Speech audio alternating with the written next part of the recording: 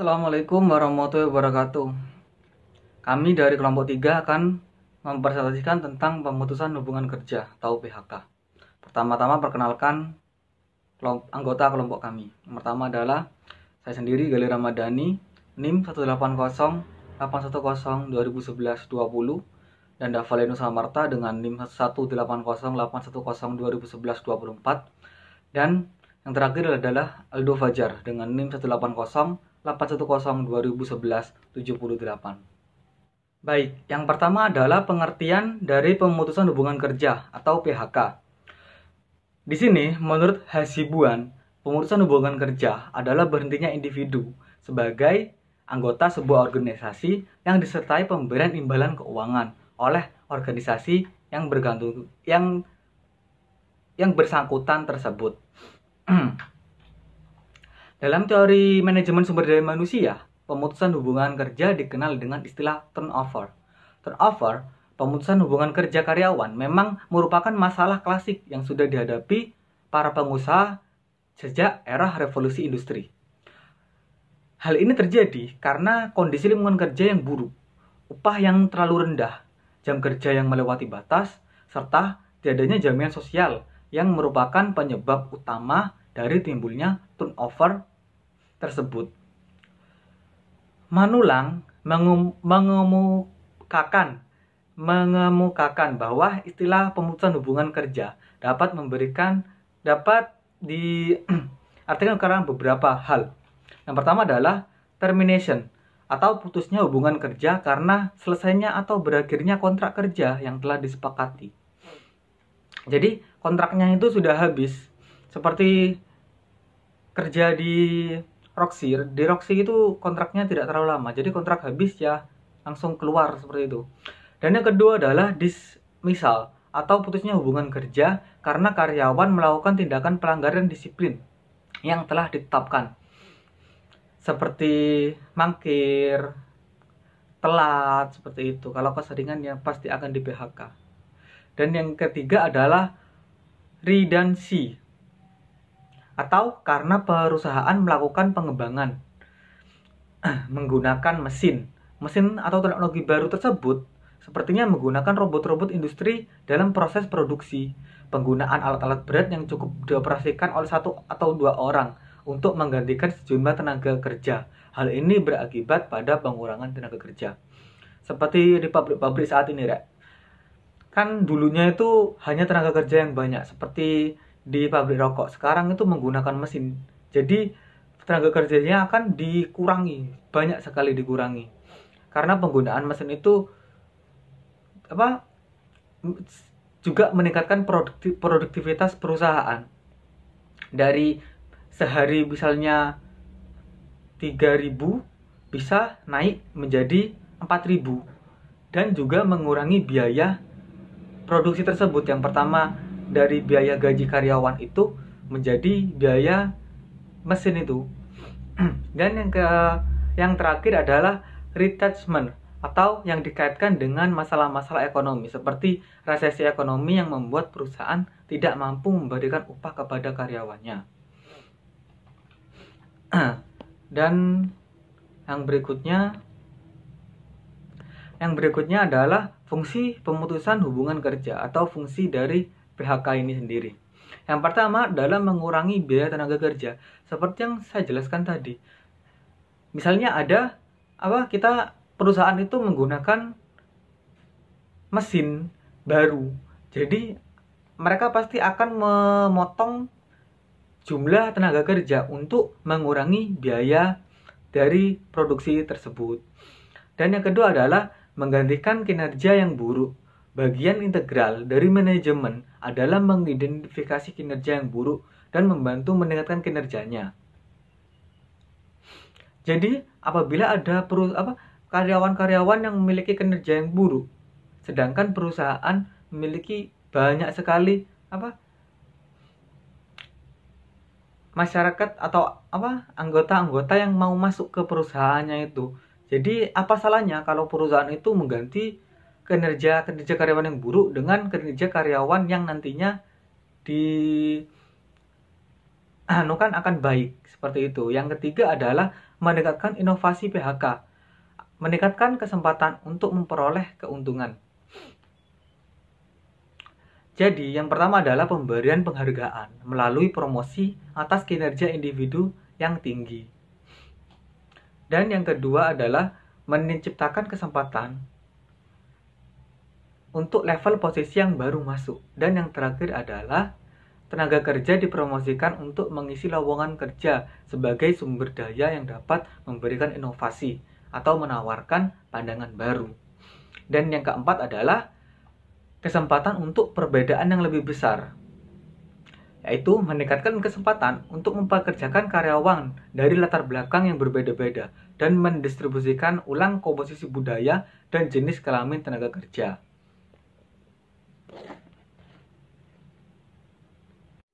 Assalamualaikum warahmatullahi wabarakatuh. Nama saya Devena Sangkata Putra, NIM 181124. Saya akan menjelaskan tentang jenis-jenis PHK. Jenis-jenis PHK itu ada dua, yaitu pemutusan hubungan kerja sementara dan pemutusan hubungan kerja permanen. Yang pertama, pemutusan hubungan kerja sementara dibagi menjadi dua, yaitu sementara tidak bekerja dan pemberhentian sementara. Yang pertama, sementara tidak bekerja. Terkadang para karyawan butuh untuk meninggalkan pekerjaan mereka sementara. Alasannya bermacam-macam, dapat berupa kesehatan, keluarga, melanjutkan pendidikan, rekreasi, dan lain sebagainya. Keadaan ini disebut juga dengan cuti pendek atau cuti panjang. Namun, karyawan tersebut masih memiliki ikatan dengan perusahaan dan memiliki aturan masing-masing. Yang kedua yaitu pemberhentian sementara.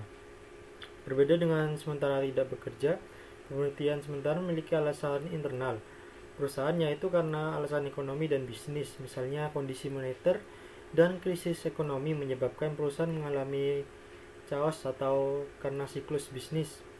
Pemberhentian sementara dapat meminimumkan di beberapa perusahaan melalui perencanaan sumber daya manusia yang hati-hati dan teliti.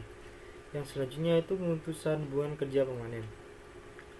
Ada 3 jenis pemutusan hubungan kerja permanen. Yang pertama, atrisi atau pemberhentian tetap seseorang dari perusahaan secara tetap karena alasan pengunduran diri, pensiun, atau meninggal. Fenomena ini diawali oleh pekerja individual, bukan oleh perusahaan. Dalam perencanaan sumber daya manusia, perusahaan lebih menekankan pada atrisi daripada pemberhentian sementara, karena proses perencanaan ini mencoba memproyeksikan kebutuhan karyawan di masa depan. Yang kedua yaitu terminasi. Terminasi adalah istilah luas yang mencakup perpisahan permanen karyawan dari perusahaan karena alasan tertentu. Biasanya istilah ini mengandung arti orang yang dipecat dari perusahaan karena faktor kedisiplinan. Ketika orang dipecat karena alasan bisnis dan ekonomi, untuk mengurangi terminasi karena kinerja yang buruk, maka pelatihan dan pengembangan karyawan merupakan salah satu cara yang dapat ditempuh karena dapat mengajari karyawan bagaimana dapat bekerja dengan sukses. Terus yang ketiga yaitu kematian. Dalam pengertian pada karyawan usia muda berarti kehilangan besar bagi perusahaan karena terkait dengan investasi yang dikeluarkan dalam bentuk penarikan tenaga kerja, seleksi, orientasi, dan pelatihan. Yang selanjutnya yaitu faktor yang mempengaruhi PHK. Yang pertama, mengundurkan diri atas kemauan karyawan sendiri.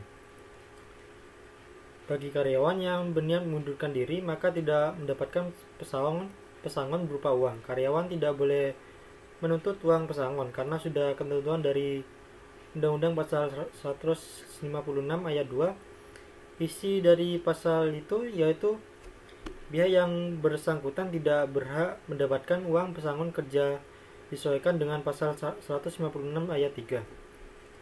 Akan tetapi karyawan mendapat uang penghargaan kerja satu kali yang tertuang pada pasal 156 ayat 4. Pasal itu berisi apabila karyawan memilih mengundurkan diri mendadak tanpa mengikuti prosedur, karyawan hanya mendapatkan uang pengganti hak. Jika karyawan mengundurkan diri sesuai prosedur, karyawan bisa mendapatkan uang pesangon yang jumlahnya lebih besar daripada uang penggantian hak. Yang kedua yaitu mengundurkan diri karena berakhirnya kontrak kerja. Karyawan kontak mengundurkan diri dengan menyerahkan surat tertulis jika masa kerjanya berakhir, karyawan tetap mendapatkan pesangon yang sudah tertuang pada pasal 154 ayat 2. Selain uang pesangon, karyawan juga berhak mendapatkan uang penghargaan kerja yang diatur oleh pasal 156 ayat 3. Sekaligus uang pisah sesuai pasal 156 ayat 4. Terus yang ketiga yaitu mengundurkan diri karena umur sudah mencapai usia pensiun. Pemutusan ini bisa dipengaruhi oleh faktor usia karyawan. Semakin tua umur karyawan, semakin berkurang kinerja sehingga harus dilakukan pensiun. Apabila karyawan mengundurkan diri karena mencapai usia pensiun, karyawan berhak memperoleh pesangon yang sesuai dengan pasal 154 ayat 2, uang penghargaan sesuai dengan pasal 156 ayat 3, dan uang visa sesuai dengan pasal 156 ayat 4. Terus yang keempat yaitu karyawan melakukan kesalahan di perusahaan. Faktor pemutusan berikutnya yaitu dipengaruhi oleh karyawan yang melakukan kesalahan berat pada tempat kerjanya. Ada banyak kesalahan berat yang dilakukan karyawan seperti mencuri barang, penggelapan, mengancam sesama karyawan, melakukan judi di lingkungan kerja, mengkonsumsi minuman keras dan lain-lain. Terus yang kelima yaitu perusahaan mengalami bangkrut. Perusahaan bangkrut terpaksa harus ditutup karena mengalami kerugian besar selama 2 tahun berturut-turut sehingga tidak dapat memberi gaji karyawan. Apabila bangkrut, perusahaan dapat memutuskan hubungan kerja dengan karyawan. Pengajuan pemutusan kerja dilandasi dengan syarat perusahaan dapat memberikan bukti bahwa terjadinya kerugian selama 2 tahun. Setelah pembuktian, perusahaan bisa memulai PHK dan wajib memberikan uang pesangon 1 kali beserta uang penggantian hak karyawan. Terus yang keenam yaitu kesehatan karyawan. Kesehatan karyawan yang dapat dijadikan alasan pemberhentian karyawan. Ini bisa berdasarkan keinginan perusahaan atau keinginan karyawan, juga telah diatur berdasarkan perundang-undangan ketenaga kerjaan yang berlaku. Terus yang terakhir yaitu meninggal dunia. Selanjutnya itu prosedur PHK. Yang pertama, musyawarah. Apabila terjadi PHK, prosedur yang pertama harus dilakukan adalah melakukan musyawarah oleh pihak perusahaan dengan karyawan. Di sini musyawarah bertujuan guna mendapatkan pemufakatan yang dikenal dengan istilah bipartit. Dengan adanya musyawarah ini, kedua belah pihak akan melakukan pembicaraan untuk menemukan solusi terbaik untuk perusahaan maupun karyawan. Yang kedua yaitu tahap kedua, media dengan disnaker. Jika permasalahan yang terjadi tidak dapat diselesaikan dengan musyawarah, maka diperlukan bantuan dari Dinas Tenaga Kerja atau Disnaker setempat dengan tujuan untuk menemukan cara penyelesaian apabila melalui mediasi atau rekonsiliasi. Terus yang ketiga yaitu tahap mediasi hukum. Ketika pada tahap bantuan Disnaker tidak mampu menyelesaikan masalah antara kedua belah pihak, maka selanjutnya upaya hukum dapat dilakukan hingga pengadilan. Jika pada hasil akhir PHK tetap dilakukan, maka diajukan dengan melakukan permohonan secara tertulis kepada lembaga penyelesaian perselisihan hubungan industri dan disertai dengan alasan kenapa PHK dilakukan. Lembaga ini biasa disebut dengan Pengadilan Hubungan Industri atau PHI. Nah, sekian dari saya. Untuk selanjutnya dilanjutkan oleh rekan saya. Baik, di sini saya akan meneruskan dari presentasi yang dilanjutkan oleh Dava tentang mengenai prosedur PHK. Jadi poin keempat yaitu perjanjian bersama. Jadi tahap keempat perjanjian bersama. Jika ternyata dalam proses musyawarah di tingkat bipartit telah mencapai suatu kesepakatan, maka hal ini dapat ditulis dalam perjanjian bersama. Di dalam surat perjanjian tersebut harus ditandatangani oleh kedua belah pihak dan didaftarkan ke PHI setempat. Hal yang sama juga perlu dilakukan jika ada kesepakatan pada tingkat mediasi dan konsiliasi dengan bantuan Disnaker. Terus pada tahap kelima yaitu memberikan uang pesangon. Apabila terjadi pemusatan hubungan kerja, maka perusahaan wajib memberikan uang pesangon atau uang penghargaan masa kerja kepada karyawan. Aturan dalam pemberian pesangon dan uang penghargaan ini sudah diatur dalam UU Ketenagakerjaan nomor 13 tahun 2003 pasal 2 dan pasal 3. Terus selanjutnya yaitu dampak dan solusi PHK. Jadi, dampak pemutusan hubungan kerja berdampak pada instansi maupun diri sendiri. Dampak pemutusan hubungan kerja bagi instansi yaitu kekurangan sumber daya manusia, merugikan perusahaan, terutama kerugian dana dan waktu dalam hal rekrutmen dan seleksi. Harus mencari penggantinya dengan karyawan baru. Solusi yang dilakukan instansi yaitu melakukan pembinaan dan karyawan dengan jangka waktu tertentu untuk mengetahui kemampuan karyawan dan diberikan berupa peringatan serta penjelasan akan tindakan yang telah dilakukan. Dampak pemutusan hubungan kerja bagi diri sendiri berdampak pada perekonomian karyawan, sehingga tidak dapat memenuhi kebutuhan keluarganya. Harus berusaha payah mencari pekerjaan baru. Solusi yang dilakukan oleh diri sendiri yaitu mempertahankan dan meningkatkan kinerja agar tidak terjadinya pemutusan hubungan kerja.